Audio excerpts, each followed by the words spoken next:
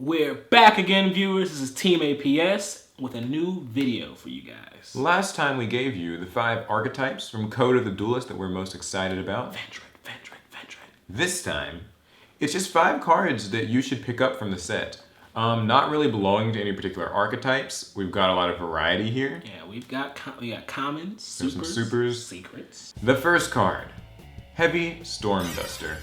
Or Heavy Dust Storm, as I like to call it. I think it should have stayed that way too, actually.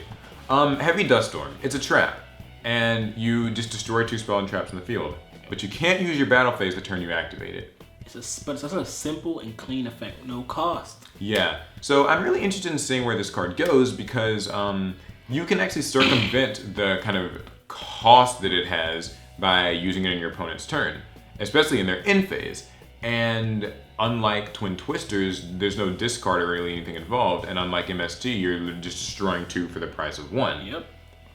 Same spell, so it's the same spell speed as a MST, so. Yeah, so it's kind of got some ups and it's got some downs. Like it's a trap, so you can't use it in your turn, but it's also like, you know, a plus. I want to see where this goes, like where this ends up in the meta. And I was really surprised to find out that it's super rare. Yeah, it's accessible. We can all have it. Yeah, so it's actually going to be something that a lot of people get copies of. Watch out for, you know, in phase heavy duster, heavy storm dusters. I hate it. Yeah, this is definitely something that if you get this super, you'll want to have it. It could be the next kind of big spell trap removal. So I'm really excited about that. What about you? What's the next thing? Let's go with BREAKOFF Trap Hole. Another odd name. I don't actually understand it. Yeah, I don't even know if that's what it's going to be called here, but what's it do?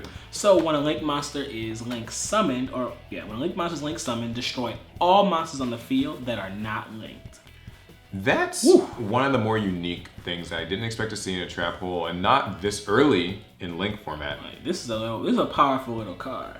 Yeah, so really when you think about it, if you link summon something to your extra monster zone, you know, then you could use this and nuke your opponent's field. Of course, you have to link from that link monster, because it has to be a link monster that's link summoned. Oh, wait, does? Oh, no, you're right. Links. Okay. You're right, so you actually can do it on that initial zone.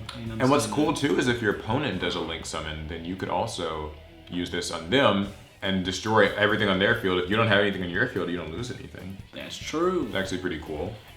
I find this to be a very powerful card in matchups where you're using a link deck and they're not. And to be fair, that's going to be a common thing in the upcoming months of lots more link decks coming. Star Grails are out here, Goki are out here. Yeah. But the deck to beat is still gonna be, you know, True Draco. Yeah, which it's gonna be kind of cool because, you know, you could use this sort of against them. It's like a more selective Torrential Tribute-esque effect. I want to see where it goes. I think it's a super in the set, so it's not gonna be too hard to get.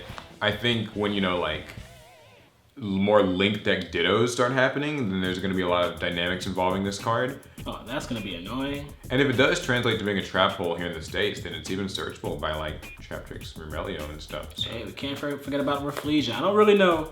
I'm not sure how that's going to work out.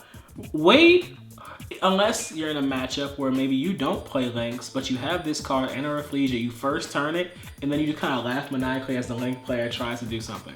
And the next card is Mrs. Radiant. She's the already Mrs., gotten. Alright, guys? Yeah. Say it properly. The Mrs. She's already gotten quite a lot of sort of hype and attention going up to this point. Nothing to do with her effect. Yeah, pretty much. It really doesn't. You know, she's got a cool effect. She buffs your earth monsters, cuts the wind monsters. 500. Yep, 500. That's actually pretty big. Yeah, it's significant for sure. And then also when she goes, she gets a monster from your grave back to your hand. If I'm correct, that means she can just put herself back in the extra deck. I can't see why not. But the more important thing is she takes 2 earth monsters to make and she points these directions. Diagonal down, people. So that's really cool. That gives a lot of decks instant access. She only helps you, not your opponent. Yeah, instant access to your extra deck as long as you have earth monsters to make her. That's really cool. It's going to be a super as well. Yeah. I was surprised. I thought it might have been a higher rarity as well. But I think now they announced the water one, I'm thinking that Konami wants everybody to be able to get their hands on these element ones. Right. So that just about any deck can do a link summon.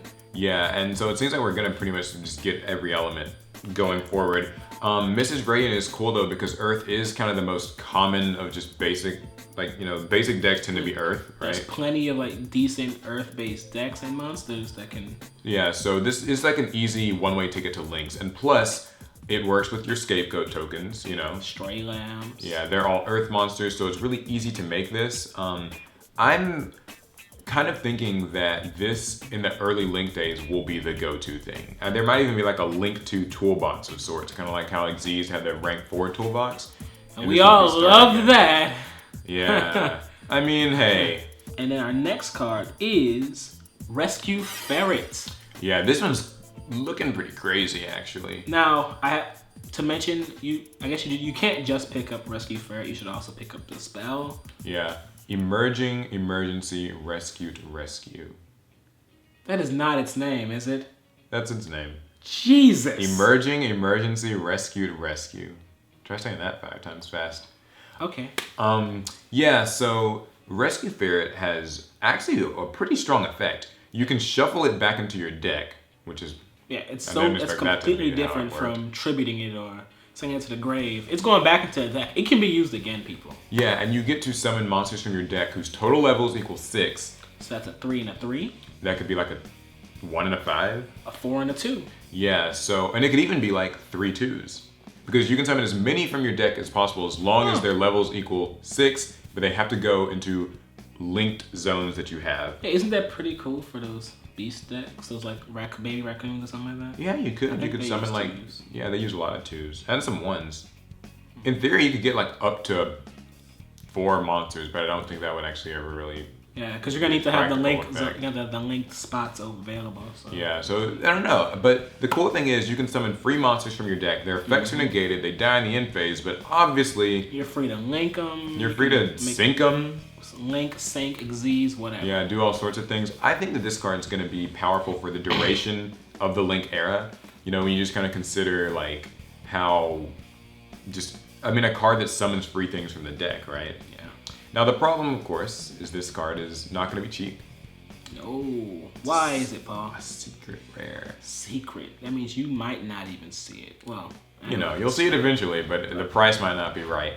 All I know is that it's going to be something that you should probably pick up if you do pull it. You know, note that while it's worth trading, it's also worth holding on to because this is the type of effect that as Link format goes on, I think will only get stronger and stronger. And like you said, the spell card can search it out. Yep, it's easy to get to, people. Yeah, so you can run like 3 copies of it, and you know that spell can search it. You can even like throw in maybe a Rescue Cat, Rescue Rabbit. Couldn't you summon the other rescue monsters using this card? You can actually, which is really interesting to think about. Our final card is, and you probably guessed it if you know anything about the set, Firewall Dragon. And we're gonna pull one because we always pull cover cards from our openings. Now, see, now you just called it. We're gonna roll. So, and now we're gonna get like Topologic Bomber Dragon. Firewall Dragon. Funny story about this card. The first time I read it, I was like, "What's the big deal here? What's it gonna do?" People? I was like, "What's this? This seems like I don't get it." How does this affect me? We watched the video that had the crazy combos with this thing. And that's when I realized this card is knucking butts. It's kind of crazy. You threw me completely off with that one.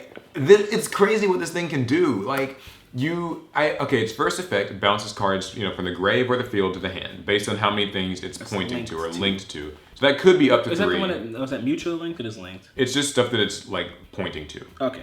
And that's really cool. That's a quick effect. You can only use it once though. Then the second effect is anytime a card that it was pointing to gets sent to the graveyard, you could just special summon a card from your hand. And there are some insane combos you can do with this thing. As we've seen. I feel like with Rescue Ferret, it's gonna just be one of those cards. Like this is a combo piece. It's gonna be a combo piece. It's gonna be a relevant boss monster. It's gonna be a staple in the extra deck. Oh yeah, because like what are his stats? I'm pretty sure 2,500 attack. So, you know, it's got decent stats to back up very good effects. Link arrows point up, left, right, and down. So when you want to do what's it called? The mutual link, he's a great guy for that as well. Yeah, he's actually perfect for that, huh? Because he can point up, left, and right, so... Yeah, those mutual links, extra links, all that stuff. It's a really good card. It's a secret. It's the cover card. It's gonna be worth a lot. But I think it's, you know, one of the first cover cards that'll be worth getting. Yeah, and it'll be worth in a while. It'll be worth it too. So those are the 5 cards that we think you should definitely pick up from Code of the Duelist. And that's the end of the video. Or is it? Is there more? We do have an honorable mention. I did promise that there would be some commons, so there is one common. Yep. Back to the front. Yes. A regular trap that's kind of unassuming. You special summon a monster from your graveyard in defense position. And that's it. That's all it does. So why does it matter? Yeah, why is that relevant? Because we actually have never quite had a card effect that's like that. We've had cards like Call of the Haunted that, you know, summon something from your grave in attack position. But Call of the Haunted is a continuous trap. People just MST it. Yeah. With this card, it's actually not prone to MST. If it gets MST'd, you can chain it. And, you know, that's actually really neat. Yeah, there's no draw. It doesn't even negate the monster's effect. Yeah, there's no real drawback here. You get your monster. The only drawback is it's in defense. That's and in some cases, that's not even the worst for the most position part, to be in. That's perfectly fine. In fact, there are some of those decks that want their monsters to be in defense. So who knows? But yeah, so I definitely think it's just one of those commons that it might get, you know, tossed aside just when people are opening boxes really fast. But it could be decent. Get your copies, man. Get 3 of them. Hold on to them. You never know when it'll come in handy. Yes. So yeah, that concludes the cards that we think you should get from Code of the Duelist. It's gonna be it. We're really excited about this set. We're actually gonna be opening boxes of it, you know, no surprises, thanks TCG Player. We're also gonna probably be doing a giveaway of this set. That's right, any one of you, or even me. Right, Paul? I can't enter this one, right? Huh? Subscribe so you don't miss that giveaway, because we know that you'll definitely want to pick up this set. It's like the new era of Yu-Gi-Oh! And hit up those comments. What are you looking forward to in this set? Yeah, we got 100 new cards coming and we only mentioned 6. Yeah, so there's gotta be more latent, just things that like people aren't looking at. difference maker cards that we need to be looking at. Tell us what we need to pick up so we can be better, all right? Yes. That's gonna be it for the video. Thumbs if you liked it, subs if you loved it. Check out our video with the 6 archetypes that we're excited for from this set. I'm pretty sure we typed that title and it said 5, Paul. Oh, whoops. Spoiler alert. So yeah, check that video out and we will see you guys in the next one. Pass turn.